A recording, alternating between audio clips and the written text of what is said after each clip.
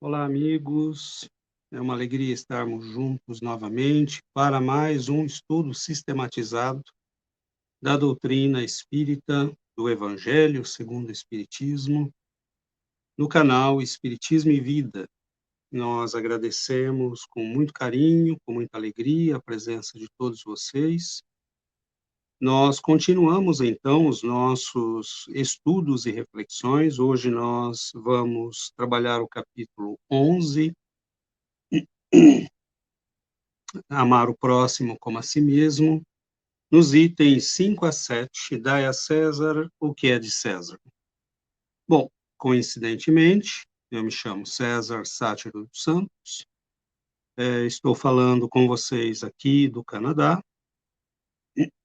perdão, e nós estamos na cidade de Sherbrooke, né, em pleno inverno, e somos membros do Centro Espírita Chico Xavier, né, um pequeno grupo de amigos que trabalham na divulgação da doutrina espírita, da obra de Allan Kardec e Chico Xavier, né, aqui no Canadá. Nós temos esta belíssima oportunidade que nos é oferecida pelo Davi e pelo canal Espiritismo e Vida, de fazermos a reflexão evangélica, fazermos o estudo sistematizado do Evangelho segundo o Espiritismo. E nós acreditamos que estes vídeos, né, eles podem servir de base para aqueles que querem, por exemplo, fazer um culto do Evangelho, preparar estudos, né, encontrar elementos de reflexão para ah, atividades doutrinárias no centro espírita. Nós devemos sempre nos enriquecer, né, culturalmente, espiritualmente, doutrinariamente, para que a doutrina possa sempre ser, né, algo de interessante, tocando em elementos importantes da vida humana. E é exatamente o que acontece nesse capítulo do Evangelho segundo o Espiritismo. Nós veremos que essa é uma característica da doutrina, né? Nós podemos olhar para a doutrina de um ponto de vista altamente filosófico, científico, espiritual, mas nós não devemos nunca esquecer que a doutrina é altamente aplicável, altamente prática, né? Ela pode guiar nossas vidas, ela pode orientar a nossa forma de viver, de nos relacionarmos com as pessoas, de vivermos em sociedade, de lidarmos conosco mesmos. Então, a doutrina tem uma dimensão altamente prática, né, aplicável à vida de todos os dias. Nesse texto de hoje, nós veremos exatamente essa questão, né, de quão necessário é entender a doutrina e o Evangelho do Senhor, justamente para fazer, né, essa transposição do teórico para as vivências concretas. Nessa nessa parte do Evangelho, né, nos itens 5, 6 e 7, são 3 pequenos itens. Allan Kardec trata a famosa questão, né, do encontro de Jesus com os fariseus. Os fariseus eram os doutores da lei, né, da religião judaica, eram aqueles que interpretavam para o povo os ensinamentos da lei mosaica e dos profetas, eram os responsáveis pela guarda, né, das tradições espirituais do povo de Israel. Era um grupo distinto, né? Paulo de Tarso recebeu uma formação como fariseu, Gamaliel era fariseu, Nicodemos era fariseu.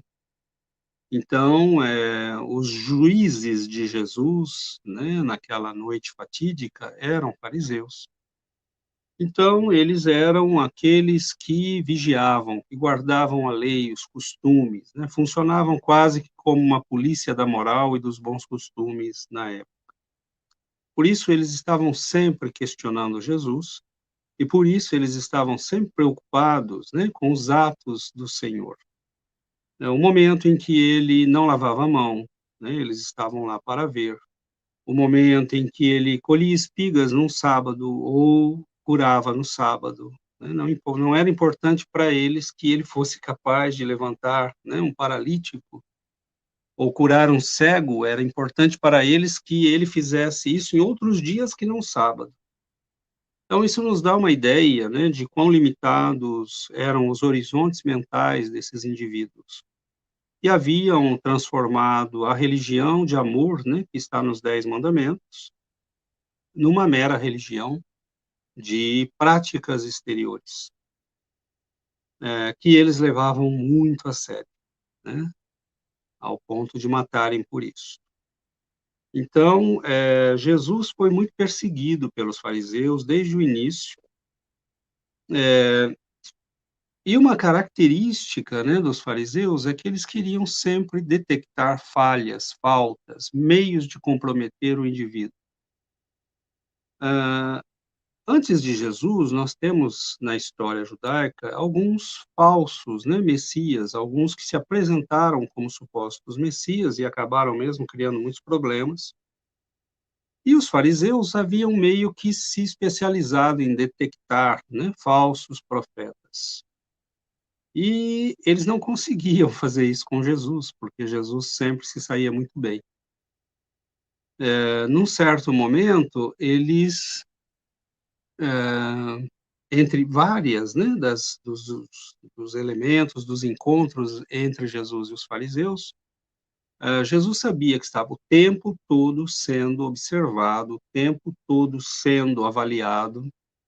Ele sabia que os fariseus tinham espiões que o acompanhavam o tempo todo. Eles registravam o que Jesus dizia, eles enviavam relatórios para Jerusalém, eles estavam o tempo todo, né, eh, vigiando Jesus e procuravam comprometê-lo, né. Por isso que neste encontro de Jesus com os fariseus,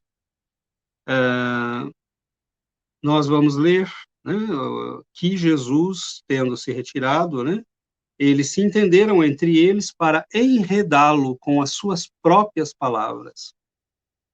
Então, é aquela situação em que você coloca o sujeito diante de uma falácia lógica, né, e ele, pelo que vai dizer, ele vai, se comprometer. Então, é quando, você coloca um indivíduo, né, diante de um questionamento que, se ele der uma resposta positiva, ele se complica, se ele der uma resposta negativa, ele se complica. Então, os fariseus eram muito hábeis, eram verdadeiras raposas, serpentes, e eles se entenderam, então, de propor a Jesus um questionamento que ele se complicaria de qualquer jeito que respondesse. Nós vemos, né, pessoas que são muito hábeis, que são capazes de fazer isso, e nem sempre é fácil, né, você escapar. Eh, Nós poderíamos dar alguns exemplos, mas acho que não é o caso, né? Vamos direto ao ponto. Aqui a questão era, né, vejamos bem como os fariseus começam, né? Eles mandaram então seus discípulos em companhia dos herodianos, então, né, membros da polícia de Herodes, para que pudessem testemunhar o que o Cristo ia dizer.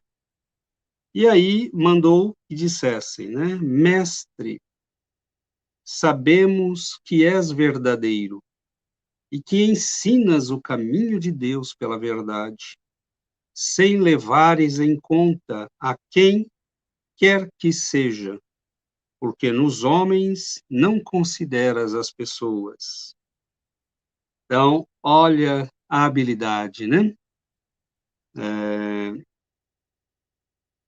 Nós temos aí alguém que começa, né, fazendo um belo elogio ao mestre. O senhor é um né, um homem verdadeiro, o senhor é veraz, o senhor é um servidor de Deus e o senhor não considera as pessoas. Então eles acham que estão lidando com alguém manipulável, né? Eles se acostumaram a lidar com pessoas assim. Eles não sabem que estão diante de alguém único, diferente.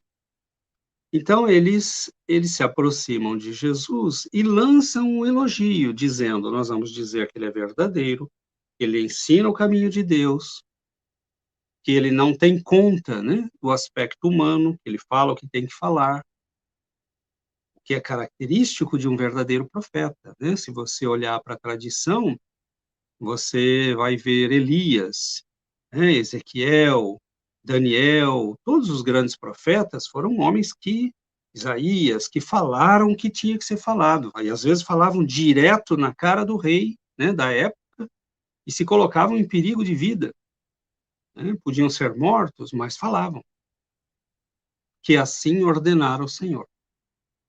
Então eles começam elogiando Jesus, né, tentando manipulá-lo, colocá-lo num estado psicológico no qual eles pudessem depois lançar, né, a armadilha, a isca, para pegá-lo. E aí eles dizem, né, dize-nos, pois, qual a tua opinião sobre isso? É-nos lícito pagar ou deixar de pagar a César o tributo? Então, nós vemos, né, como eram astutos, maliciosos, como eram criaturas, né, das trevas.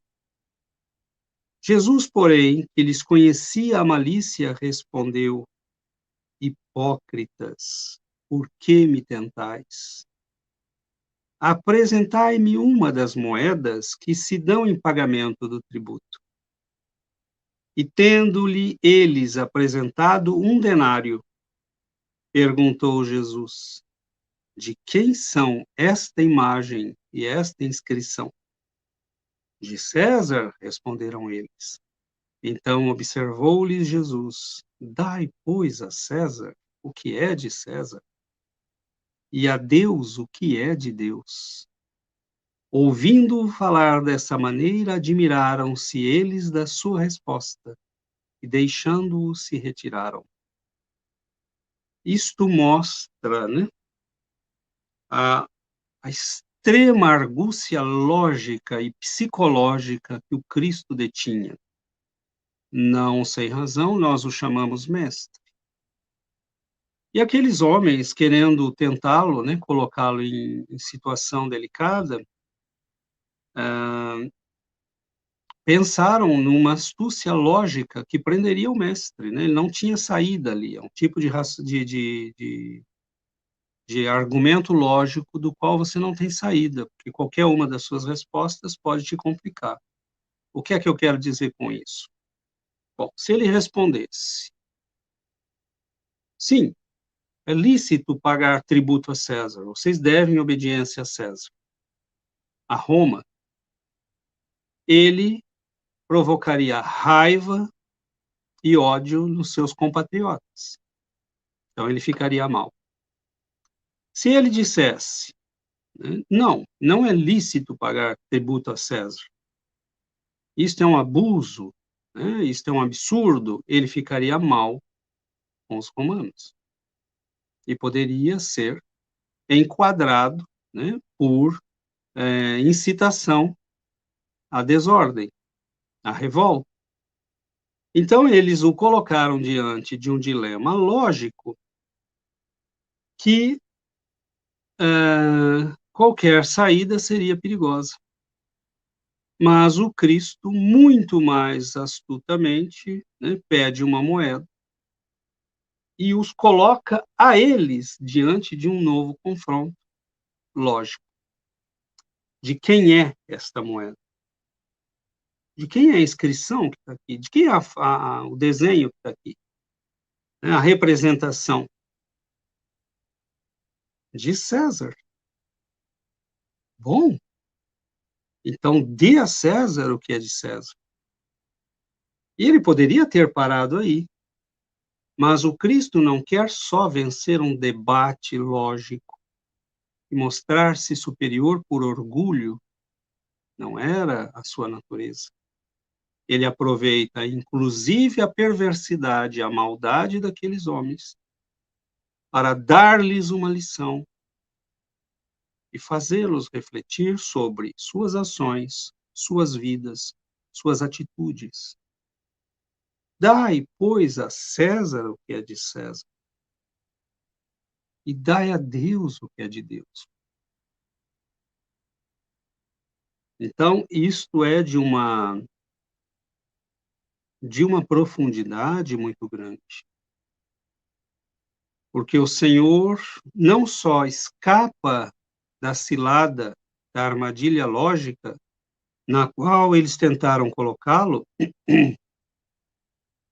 mas ele ainda dá uma lição que nos serve até hoje. Por isso mesmo, Allan Kardec a selecionou para o estudo, né, no Evangelho segundo o Espiritismo, vendo nesta máxima do Senhor um ensinamento geral, né? No item 7, por exemplo, Allan Kardec escreve o seguinte: esta sentença, dai a César o que é de César, não deve, entretanto, ser entendida de modo restritivo e absoluto. Como em todos os ensinos de Jesus, há nela um princípio geral resumido sob a forma prática e usual e deduzido de uma circunstância particular. Olha, olhemos para a beleza da percepção kardeciana. Jesus extrai de uma situação muito particular que não teria nenhum interesse para nós hoje. Qual é o interesse para nós hoje se os judeus pagavam os impostos ou não para Roma? Ele extrai de uma situação particular uma regra geral de vida. Só os grandes mestres, obviamente, podem fazer isso, e este mais do que todos. Então, na época, Roma dominava, né, o que eles chamavam da província da Palestina, da Judéia, da Síria, toda aquela região era dominada por legados romanos, né? Então, nós temos ali, na época de Jesus, teremos Pôncio Pilatos, né? E haviam reis que eram títeres, né? Eram reis fantoches que eram colocados por Roma apenas para manter uma certa legalidade e uma certa eh, simpatia entre o povo e os seus governantes, né? Roma preferia nomear alguém que era dali, da região, da história daquele povo, mesmo que muitas vezes esse alguém fosse odiado por eles, do que colocar em todos os lugares. Eles não tinham certamente homens, né, para colocar em todos os lugares, o tempo todo. E isso era uma estratégia interessante, porque você tem alguém, né, que conhece a cultura local. Então, Herodes, né, e seus irmãos e todos os parentes da família de Herodes foram, né, colocados como governadores, né, das regiões, diferentes regiões ali da Palestina, e eles eram, né, submetidos ao poder romano, obviamente, que era um poder militar muito mais forte, e Roma cobrava tributos, né? Ela dava uma certa liberdade religiosa a todos os povos que conquistava, porque o interesse dela era o poder, o comércio, né? O dinheiro, a riqueza material. Roma tinha uma política de bastante tolerância religiosa, inclusive, né? O que talvez tenha lhe custado muito caro, porque isso acabou esvaziando, né? Como nos contam alguns historiadores, a própria espiritualidade das tradições romanas. Roma foi invadida, né, pelos cultos fenícios, babilônios, egípcios, judaicos, e depois, finalmente, pela, né, virulência, digamos, da força espiritual do cristianismo que foi tomando conta, né, das províncias romanas. Mas, naquele momento, Roma queria impostos, né, não era coisa simples manter exércitos, uma marinha poderosa, um governo que se refestelava, né, no luxo e no poder na capital, um senado poderosíssimo, com homens muito ricos. Então havia toda uma estrutura, e Roma cobrava impostos, e os judeus tinham que pagar impostos. Mas o dinheiro era cunhado, né, as moedas eram cunhadas por Roma, né, era o dinheiro romano que circulava, era a força romana que circulava. Então eles querem colocar Jesus numa saia justa, como nós diríamos hoje, né. Qualquer movimento te expõe, qualquer resposta te coloca mal diante de um grupo ou de outro. E Jesus, né, se sai muito bem, nos dando uma lição de cunho geral, como nos diz, né, Allan Kardec, há nela um princípio geral, né, resumido sob forma prática e deduzido de uma circunstância particular. Então, há nela um princípio geral, ou seja, uma norma geral, mas resumido sob uma forma prática, né. O princípio geral é que nós devemos viver de modo a atribuir às coisas o seu justo valor. Quando nós somos criaturas e compreendemos o conhecimento espírita, nós não podemos, né, continuar vivendo com a percepção de quem não é espírita. Por exemplo, no que a nossa percepção é diferente? Ela é diferente, meus irmãos, porque quando você se olha no espelho, você tem que lembrar que está vendo um corpo. E quando você olha dentro dos seus olhos, você tem que lembrar que um dia estes olhos se apagarão, mas o brilho que está nele vem de um lugar que não é o corpo, vem da alma. Então nós somos seres espirituais, vivendo conforme nos ensina a doutrina, num mundo material que nos exige muito, mas é uma escola de aprendizado, é uma escola muito dura às vezes, na qual nós aprendemos a desenvolver nossas capacidades, nossas potencialidades, no qual nós crescemos intelectualmente e espiritualmente. Isto nos leva à conclusão de que viver neste mundo, bom, há um preço, há uma exigência para viver neste mundo. O corpo físico cobra altos impostos de todos nós. É preciso ter alimento, é preciso ter moradia, é preciso vestir-se, é preciso isso e aquilo. E para isso nós temos que trabalhar, né. Nós trabalhamos em média 8 horas por dia, 5 dias por semana, 40 horas, 8 horas por dia, né, eh, colocado aí durante 30, 35 anos, quando não mais. Então, viver neste mundo tem um preço, né, cobra-se um preço. O problema é que nós esquecemos, na maioria das vezes, né, procurando satisfazer as necessidades das nossas realidades materiais, família, trabalho, né, corpo, nós esquecemos que somos seres espirituais. Esquecemos a parte de Deus. Esquecemos a parte, né, daquilo que não morre. Esquecemos de cultivar o ser que permanecerá depois desta encarnação. Façamos uma reflexão em senso inverso. Nós sabemos que reencarnamos muitas vezes. Onde estão os nossos nomes do passado? Onde estão os nossos status do passado? Você pode ter sido escravo, não é mais. Pode ter sido um príncipe, não é mais. Onde estão as nossas relações de família? Nossos amigos influentes ou miseráveis?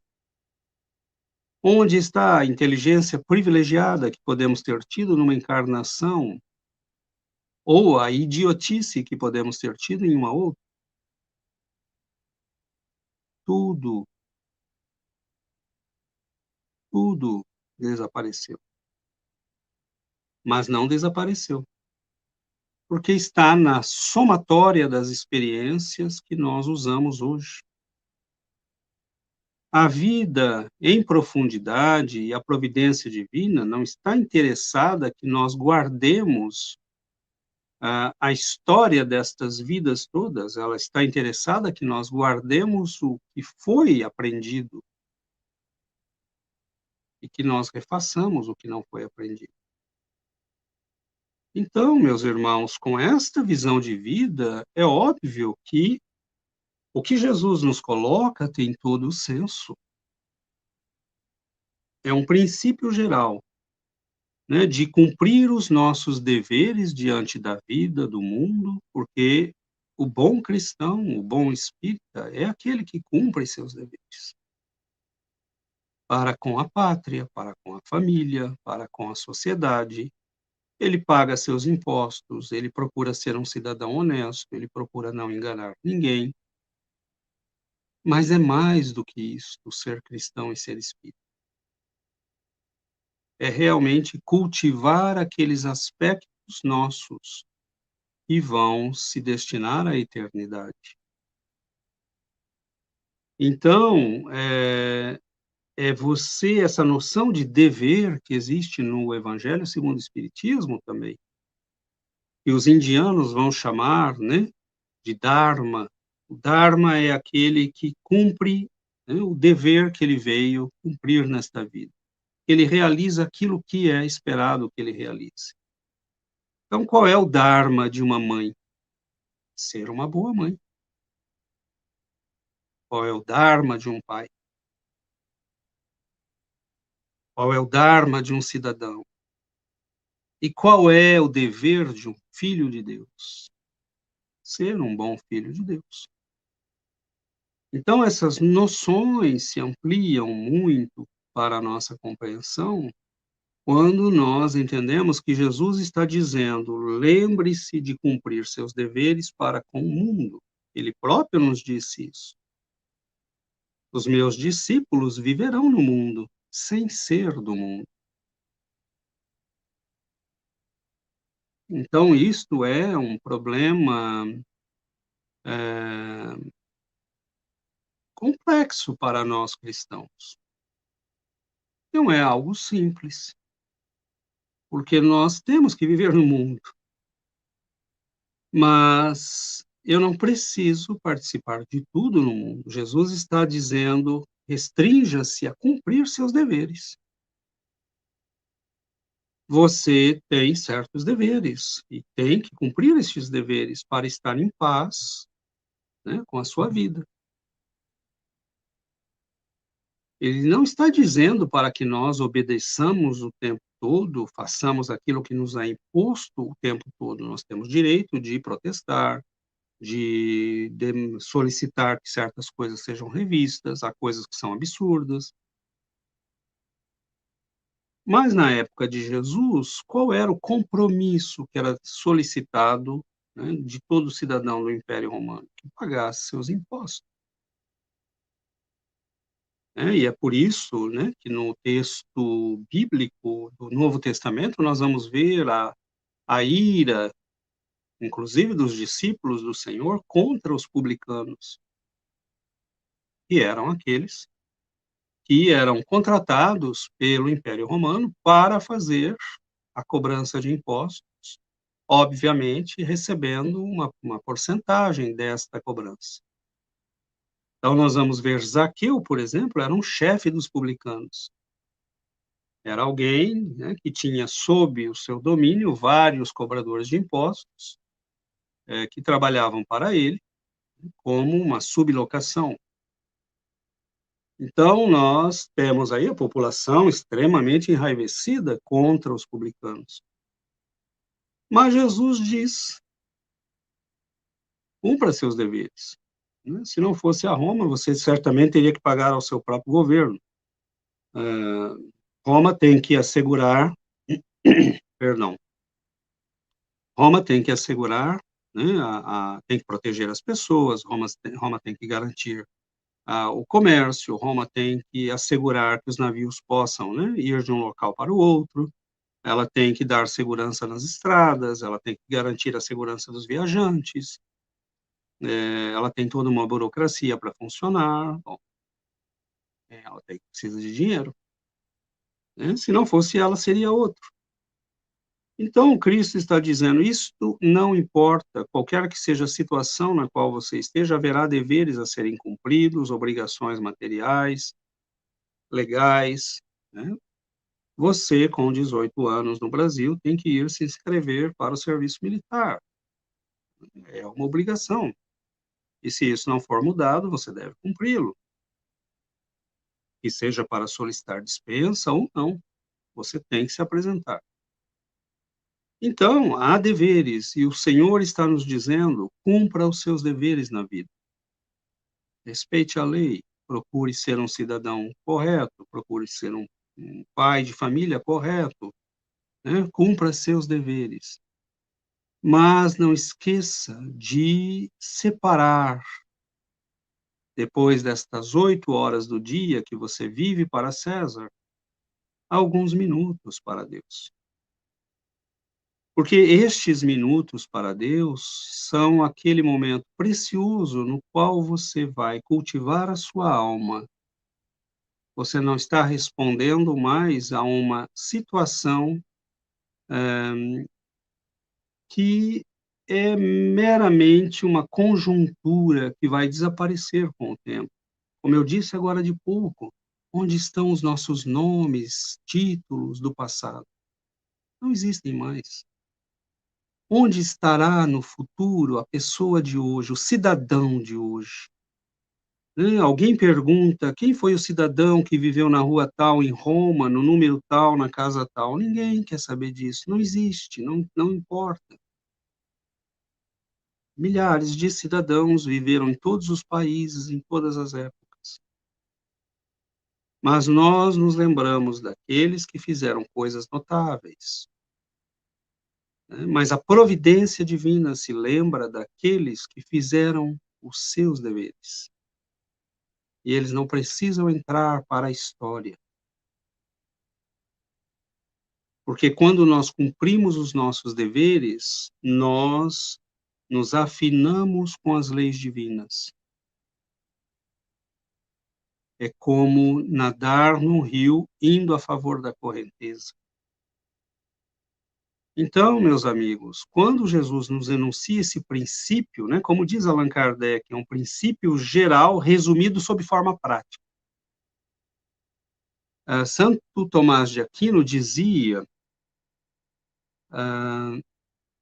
que todos nós temos muita facilidade para enunciar princípios gerais.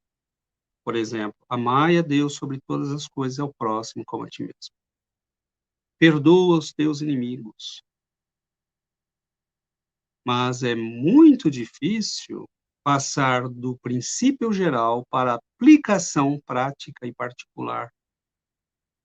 Como é que eu amo numa situação em particular? Esta é a questão para nós. Como é que eu perdoo numa questão pontual? Então, aí vem o problema da transposição. E Jesus, neste ensinamento, ele nos anuncia um princípio geral, mas ele o coloca, né, ele o resume sob uma forma prática. Ele está dizendo: dê a César o que é de Deus, a César o que é de César, e a Deus o que é de Deus. Não dê a César o que é de Deus, nem a Deus o que é de César. Está dizendo: separe as coisas, viva no mundo, Cumpra seus deveres no mundo, porque você não pode, a título de ser alguém espiritual, ignorar as suas responsabilidades. Por exemplo, o pai de família que, para ir ao centro, não faz o jantar da família. Ou não paga seus impostos e a família vai parar na rua, mas ele vai ao centro orar, ou vai à igreja. Não tem sentido. Né? Não paga suas dívidas, ou endivida a família, e vai à igreja. Não tem sentido. Então, o Senhor está nos dizendo que há uma dimensão prática da vida na qual nós temos que aceitar que somos seres materiais, que vivemos num mundo material e que este mundo tem as suas exigências. Mas ele também está nos dizendo que nós somos, antes de tudo, seres espirituais. E esta dicotomia entre espiritual e material, meus irmãos, isso existe na história do cristianismo desde os primeiros dias. Aliás, não só na história do cristianismo. Desde as doutrinas espirituais mais antigas, nós vamos encontrar esse debate em Sócrates e Platão, por exemplo. Qual era o limite entre o que nós devemos fazer como seres materiais, humanos, com um nome, né, um status de cidadão, e aquilo que nós devemos fazer como criaturas espirituais e filhos de Deus? Esse debate é muito antigo. E o que nos diz a doutrina espírita? Bom, nós podemos compreender tudo isso quando sabemos que somos, antes de tudo, almas, mas que para progredir, para evoluir, nós temos que viver num corpo material. E em cada época que nós vivemos, ou vamos viver ainda no futuro, nós estaremos num contexto de família, de país, de cidade, né, de exigências materiais, porque elas são naturais. Fazem parte da nossa sociedade, é preciso organizar o mundo. Mas o problema é que você pode ser um excelente cidadão, cumprir todos os seus deveres, ser aplaudido por todo mundo e não evoluir espiritualmente, porque você não está cuidando da parte espiritual. Então, o que o Senhor coloca é um questionamento necessário para nós, é uma orientação necessária. Eu posso ser aplaudido. Era isso que os fariseus faziam. Eles cumpriam os ritos. E todo mundo dizia: olha lá aquele sujeito, ele está dando o dízimo. Olha lá aquele sujeito, ele está orando. Olha, ele está fazendo sacrifícios. Então, somos nós, quando vamos à igreja, para que os outros vejam que nós estamos indo à igreja. Nós não estamos, na verdade, cumprindo com a nossa parte de dar a Deus o que é de Deus. Porque nós transformamos as nossas religiões e vida espiritual também num ato humano de prestação de contas aos outros, que eram o que os fariseus faziam. Então, Jesus, nesse momento, ele chama a atenção para a necessidade de nos transformarmos em criaturas verdadeiramente espirituais. E ter vida espiritual é ter uma vida interior rica, preenchida pela prece, pela meditação, pela leitura, pela reflexão, pelos estudos. Nós vemos de mais em mais espíritas de culto exterior. Estão indo, né, ao templo, fazer homenagem a César e não a Deus. Eu vou ao centro porque me faz bem, porque me fazendo bem me ajuda a viver melhor, porque vivendo melhor meus negócios vão melhor, minha vida no trabalho vai melhor. É verdade. Mas a questão é E o nosso crescimento espiritual? E a nossa relação profunda, pessoal e única com Deus? Nós não vamos ao templo, meus irmãos, para prestar contas a outros seres humanos.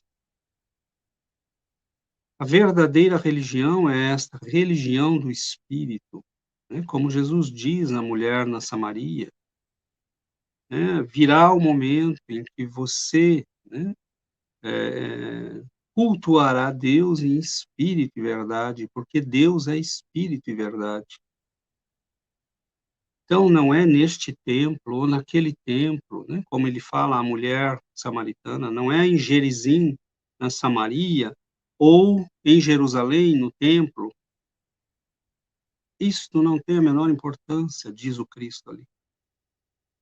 É em espírito e verdade que nós cultuamos Deus. Não por aparências, não por rituais, não pela quantidade de frequências ao centro ou à igreja. Nós temos, Jesus nos diz, o mundo vai nos cobrar o que ele quer, mas Deus nos deixa livres, porque ele não quer filhos que sejam obrigados a isto ou aquilo. Ele não quer escravos, Deus quer filhos livres. Por isso, na parábola do filho pródigo, o pai que tinha todo o poder e toda a sabedoria diz: vai, meu filho, você quer viver a sua vida, vá. Quando você entender, volte. Então, nós, na parte que cabe a Deus, nós precisamos acordar. Porque nós vamos vivendo a parte material, porque se você não pagar seus impostos, o governo vem cobrar. Mas se você não der a sua parte a Deus, ele não vem cobrar. A cobrança vem pela sua infelicidade. Então, num certo momento, você vê o sujeito que cumpre todos os seus deveres, que faz tudo certinho, que é um bom pai de família, que sai no jornal da cidade, é um bom cidadão, que é apreciado por todo mundo, e de repente o sujeito está em depressão, está infeliz,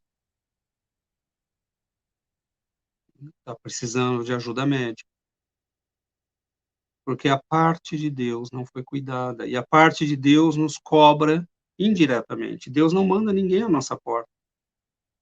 Quando nós não cumprimos a parte de Deus, ou seja, quando nós não crescemos, quando nós não melhoramos, quando nós não nos iluminamos interiormente, bom, nós andamos nas trevas, e andar nas trevas traz tristeza, dor, sofrimento.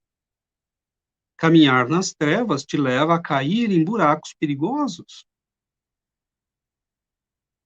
Então, a parte de Deus, meus irmãos, ela é essencial, mas não é prestar culto diante dos outros, ou fazer homenagens e dízimos e sacrifícios e doações apenas para contentar o lado humano, porque as religiões viraram um grande negócio.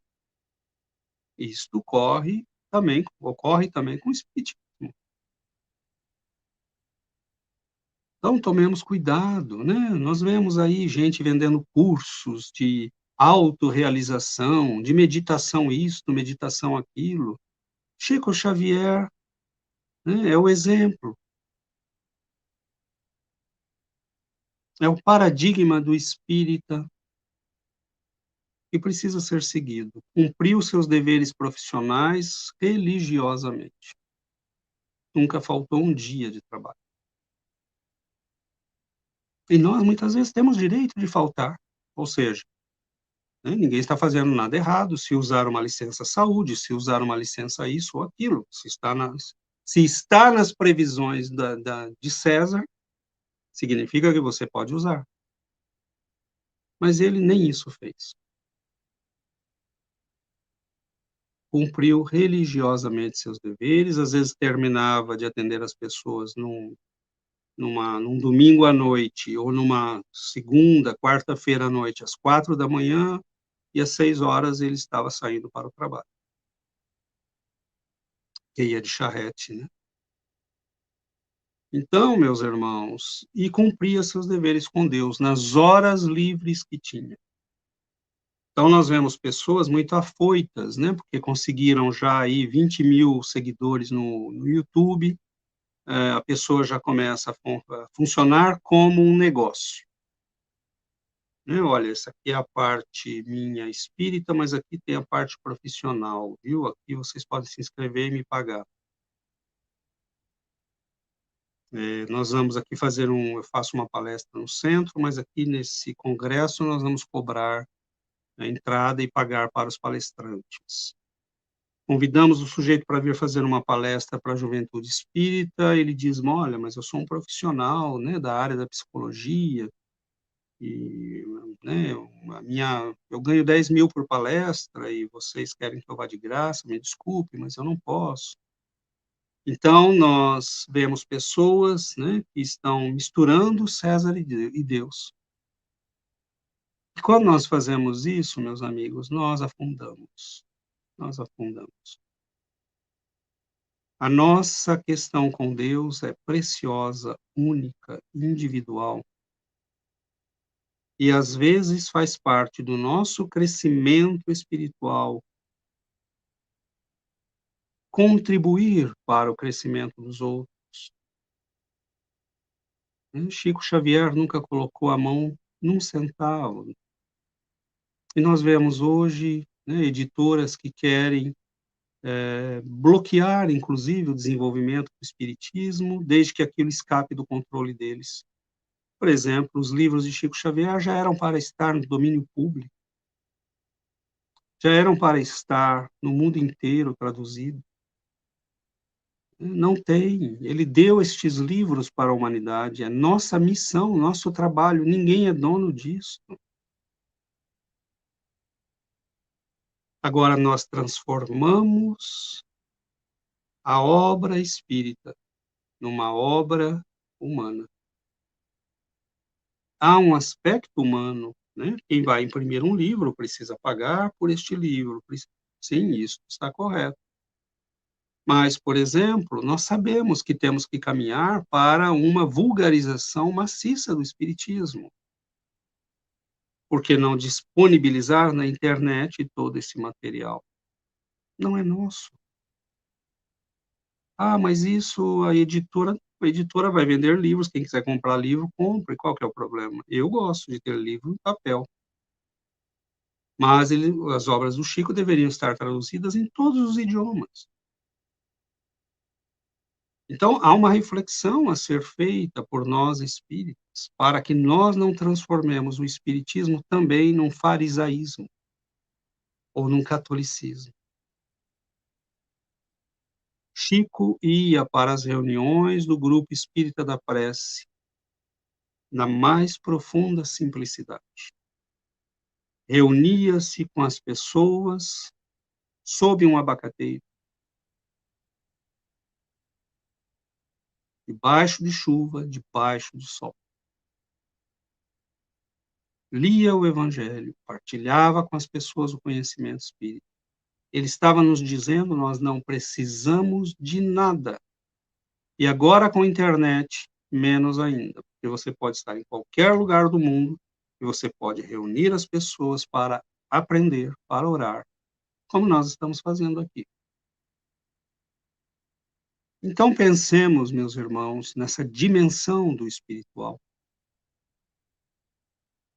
A relação com Deus é algo que nós não paramos para pensar. E Jesus está dizendo: ela é necessária. E essa relação com Deus é pessoal, única, exclusiva. Não existem 2 você, só existe você. E não existem 2 deuses, só existe um Deus. Então a tua relação com Deus é algo que precisa ser estabelecido, cultivado, mantido, preservado. E como é que nós fazemos isso?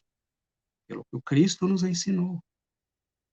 Trabalho do amor, trabalho da caridade, estudo, melhoria espiritual, crescimento individual, que pai não quer um filho que cresça. Por que será que ele nos deu o universo, um planeta maravilhoso, né, um corpo que funciona perfeitamente, uma máquina extraordinária? Por que será que ele nos deu tudo isso? Porque ele quer nos dar todas as condições para crescermos, para brilharmos, como Jesus nos recomenda. Brilha a tua luz. Então, meus irmãos, que nós façamos, né, essa reflexão, que nós respeitemos os caminhos dos nossos irmãos, mas que nós entendamos que viver no mundo exige cumprir deveres. Mas quando nós falamos de Deus, não é um dever, porque um filho tem deveres em relação ao pai, mas, sobretudo, ele faz o que precisa por amor ao pai, e o pai por amor a ele. Então, a nossa relação é uma relação de amor. A nossa relação com César, com o mundo, é uma relação de deveres, temporais. A nossa relação com Deus é atemporal, é eterna. Então veja a distância que existe entre esses 2 universos, né, e nós muitas vezes passamos toda a vida, né, fazendo um esforço para atender aquilo que é mínimo, que é a nossa vida temporal, aquela que acaba, que passa, né, meu SIC e RG vão desaparecer com o meu corpo, mas a minha alma não vai desaparecer com o meu corpo. E eu passo muito pouco tempo investindo no cultivo da minha alma. Então, que nós comecemos a colocar mais esforço, mais dedicação naquilo que resta, naquilo que fica. E que nós coloquemos mais atenção na nossa relação com Deus, com o nosso Pai, com aquele que nos sustenta, nos mantém, que nos deu vida, que nos criou. E é a fonte de tudo para nós. Nós somos herdeiros da riqueza de nosso Pai. Por que nos contentarmos com a miséria de uma condição temporal, passageira? Então, queridos irmãos, vejamos, eu praticamente comentei uma frase do item 7, né, uma frase. E é óbvio que nós passamos por cima aqui de muita coisa, né, porque essa reflexão nos leva a muito mais coisas. Então, por que um estudo sistematizado do Evangelho segundo o Espiritismo? Porque só num item como esse nós temos 2.500 anos ou mais de história condensada. É toda a discussão entre a dimensão material e espiritual da vida humana, entre a dicotomia de viver no mundo material sendo um ser espiritual. Todos os grandes místicos, todos os grandes filósofos do cristianismo refletiram sobre essas questões. Então, Allan Kardec não separou isto por nada. Ele sabia que isso estava, né, no centro dos questionamentos da cristandade e dos homens e mulheres que querem evoluir espiritualmente. Então, meus queridos irmãos, nós finalizamos por aqui. Na próxima semana teremos um outro amigo, um outro companheiro ou companheira, né, que estará continuando, né, nos itens seguintes. Nós agradecemos com muito carinho, com muita alegria, aqueles que nos acompanharam, né, ao vivo ou depois, né, nas gravações. E nós pedimos ao Senhor que nos abençoe, que nos oriente, que nos ilumine a nós, nossos lares, nossos amigos e familiares. Muita paz, né? Muita alegria a todos. Um ano de 2023 repleto, né, de muita paz, de muito trabalho, de muito crescimento espiritual. Estarmos vivos na carne neste momento tão importante da evolução humana é algo que nós devemos aproveitar com muito carinho. Então, que o Senhor nos dê sabedoria, discernimento para prosseguirmos, né, sempre com o nosso crescimento espiritual. Muita paz, muita luz, um ano novo de muita, muita saúde e crescimento espiritual para todos nós. Um grande abraço, meus amigos.